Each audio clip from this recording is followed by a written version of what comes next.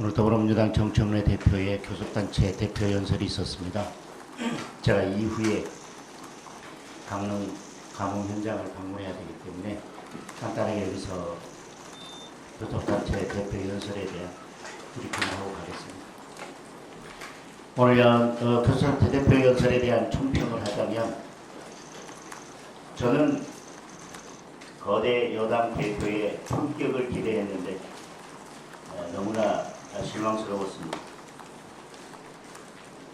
기세는 여의도 대통령을 보는 것 같았습니다. 그런데 내용은 거울을 보면서 자기 독백을 하는 것처럼 보였습니다.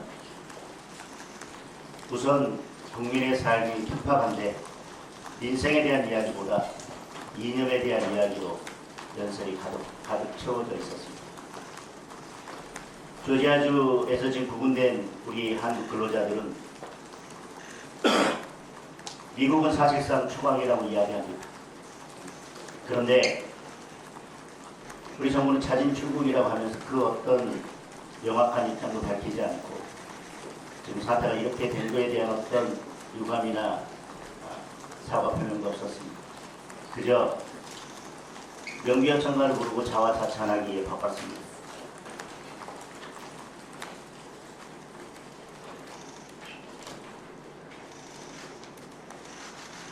우선 전체적으로 봤을 때 대통령께서 어제 정청래 대표에게 여당이 더 많은 것을 가졌으니 양보하라고 주문했습니다. 그런데 양보는커녕 연설 내내 여전히 국민의힘을 없애겠다는 이야기만 반복했습니다.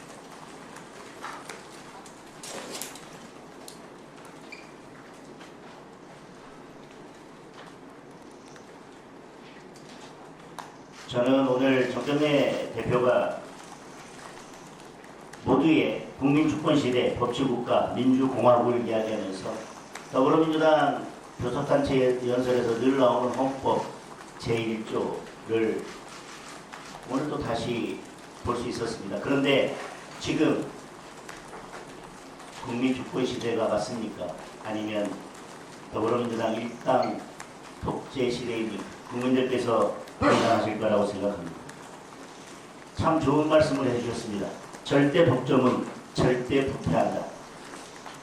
지금 모든 권력을 절대 독점하고 있는 사람, 지금 절대 독점하고 있는 정당이 누구이고 어느 정당입니까?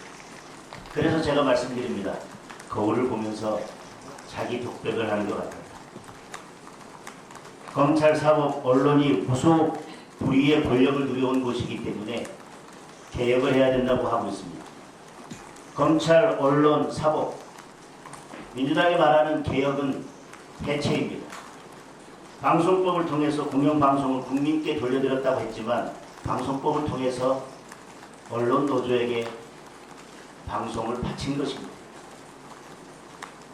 검찰개혁, 사법개혁 모두 사실상 검찰과 사법부를 해체하겠다는 것입니다. 무소불위의 권력을 누리고 있는 곳, 말씀드린 것처럼 절대 독점하고 있는 곳이 누구입니까? 이미 더불어민주당과 이재명 정부는 절대 부패하고 있습니다.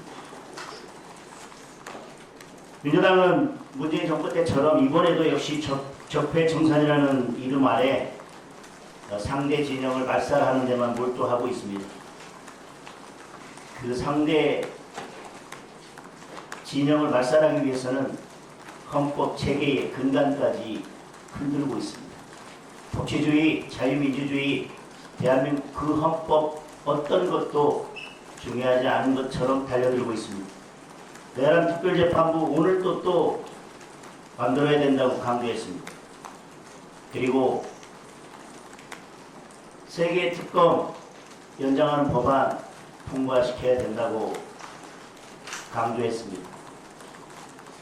내란 특별재판부는 다시 말씀드리지만 사법부를 근본적으로 흔드는 반헌법적인 발상입니다. 다시 말씀드리지만 이렇게 내란특별재판부를 밀어붙인다면 저는 법원은 비상한 결단을 할 것이라고 다시 한번 강조해서 말씀드립니다. 지금 올 7월달 통계를 보면 청년 체감 실업률은 16.1%입니다. 청년 고용률은 45.8%입니다. 같은 달 대비 4년 만에 최저치입니다.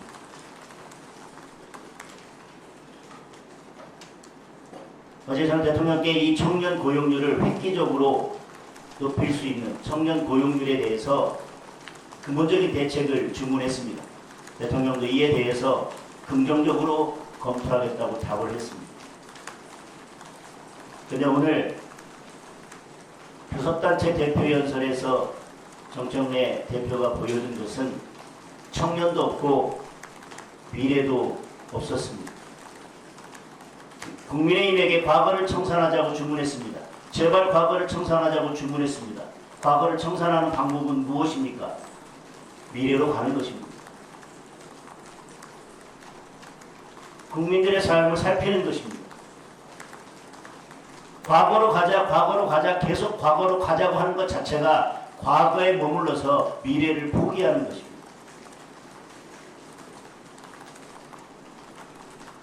청산을 부르짖으면서 적대적 정치에만 기생하는 정치 세력은 저는 반드시 자멸할 것이라고 생각합니다. 또한 386식 퍼주기 망령에서 벗어나지 못하고 있습니다. 기본사회는 인생 회복이 아니라 국민 지갑을 담보로 한 무모한 실험입니다. 소비 쿠폰을 뿌려서 빚으로 경제를 살리겠다고 하는 포퓰리적 발상도 여전히 버리지 않고 있습니다. 공공임대주택을 무한정 늘려서 청년과 서민의 내 집 마련 의지를 꺾는 정책.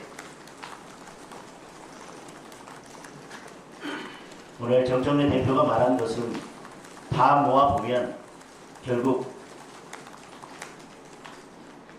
미래 세대의 빚을 모아서 미래 세대를 담보로 지금 퍼주고 표를 얻자는 것이었습니다. 다시 한번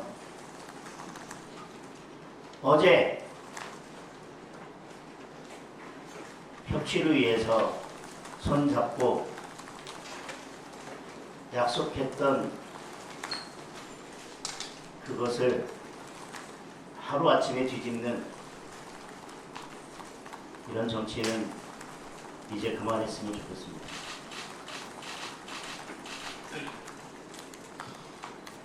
가뭄 현장 때문에 질문을 3개 정도만 받고 바로 출발하겠습니다. 질문 있으신가요?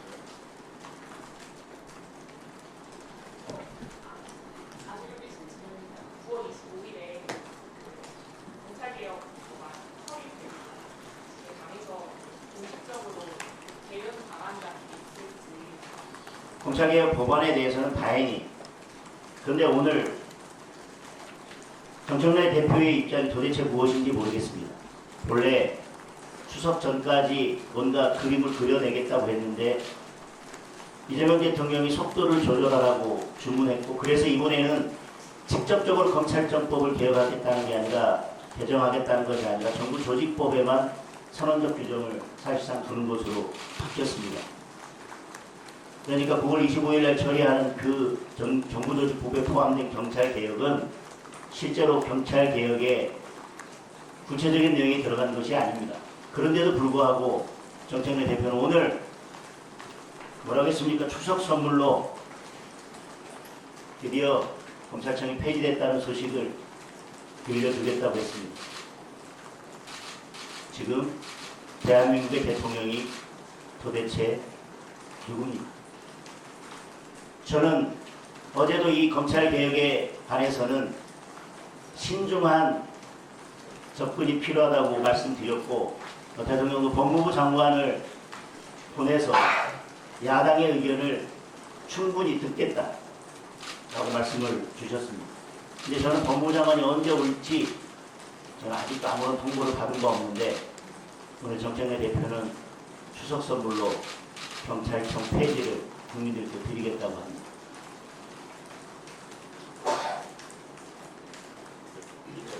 네, 저 MBC입니다.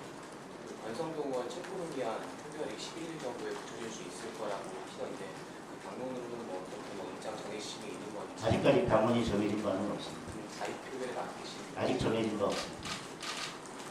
하나만 더 받겠습니다.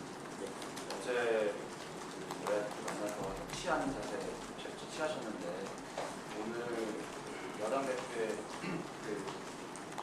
대표연설 듣고 나서 기존은 그대로 이어간다고 보시면 좋겠습니다. 저는 정치를 걷어차할 생각이 없다고 여러 차례 말씀드렸습니다. 인생을 위해서라면, 국민을 위해서라면, 국민의 삶을 챙기는 것을 위해서라면 누구와도 언제든지 어디서든지 손을 잡을 준비가 되어 있습니다. 아까 말씀드린 것처럼 대통령은 분명 정청래 대표에게 여당이 가진 것이 많으니 양보하라고 주문했습니다. 지금 이 국회 상황에서, 지금 이 의석수에서, 이 정치 구도에서 누가 손을 내밀고 누가 양보해야 협치가 가능하겠습니다. 저는 거대 여당이 먼저 양보하고 손을 내밀 때 협치가 가능하다고 생각합니다. 어제 대통령께서 그 말씀을 하신 거라고 생각합니다. 그러나 오늘 정청래 대표의 교섭단체 대표 연설은 양보가 아니라 여전히 국민의힘 제1야당에 대한 선전포고입니다. 이상입니다.